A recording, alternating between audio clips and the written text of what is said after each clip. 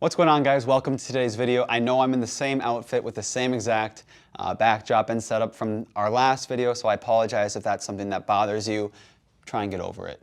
Today we're talking about the Canon R5s, the Canon EOS R5s. I wanted to make two separate videos about these cameras, this one and the R5C, even though they were kind of announced on Canon Rumors on the same article post. I wanted to separate the two as their own video because they're just different cameras and I want to have a different conversation about each one. I also want to get more YouTube traction and whatever, boost the analytics, all that fun stuff. So today we're talking about the R5s. This is going to be an interesting camera, I think, especially when you compare it to the R5. I know I bring Sony into the conversation a lot, mostly because I'm a Sony shooter, but when people take a look at Canon's R5, a lot of comparisons are made between that camera and the A7R series that Sony offers.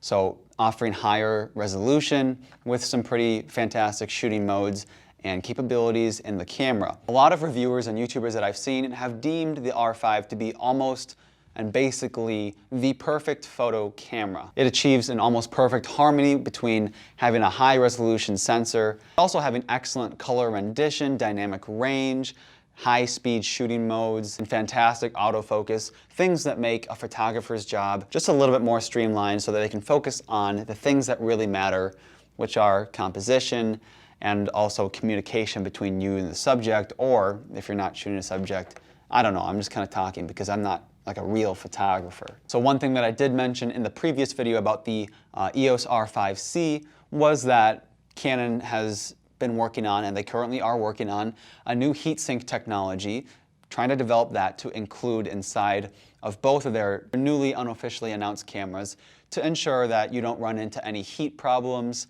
while you're shooting, or at least to minimize the severity of them, because if you hadn't heard, some people have been complaining about that, and that's also why I chose to switch over to Sony from Canon. Now some people, if you care about my personal choice, which you probably don't, let's be real, but I don't care, I'm going to say it anyways, might be wondering if I'm going to switch back to Canon once these new heatsink capable cameras come out and are released, and the 7C that's oriented towards video shooters is going to be out, if I'm going to switch back to Canon, and absolutely not. I think that it's really hard for me to rebuild trust with a brand, and although that may not be fair, if they can prove that they deserve the trust of the customer with new technology, it's just, there's a big headache that goes along with switching brands completely. So yeah, no, I'm just gonna stick with Sony. So on the rumor page, it claims that the EOS R5s is gonna have up to 12 frames per second in photography shooting modes, which is very fast. That's excellent. And I would assume that that's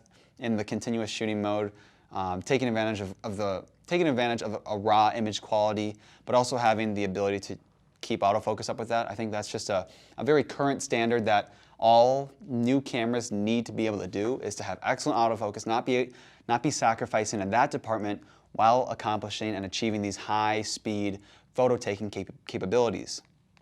Also with the dual pixel autofocus, this is going to be a feature that will probably be in the A7, it will probably be in the R5C as well, but the dual pixel autofocus is now going to be better and more reliable in lower light conditions. So I know some people were complaining about you lose eye tracking a bit sooner in low light when shooting on dual pixel autofocus version 2 with the R5 and R6.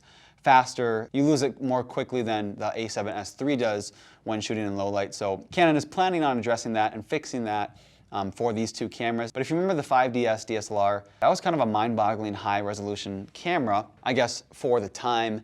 And so I would expect nothing less with this, and especially since the rumor site does say, and I quote, "It's a high-resolution monster being hybrid for quality and speed." So I wouldn't be surprised if Canon would be trying to sort of match the Sony A7R IV with around the 60 megapixel ballpark, but also being able to have really high speed shooting, and with the dual pixel autofocus fix, really reliable autofocus. Let me know your thoughts about the Canon EOS R5s. I'm curious to know what you guys think. What are some features that you guys want to see in this camera? Again, as I said with the R5C, we will be continuing to publish updates on rumors and speculations around the R5s on this channel, so be sure to subscribe and ring the bell for notifications. We post every Monday and Thursday at 4 p.m.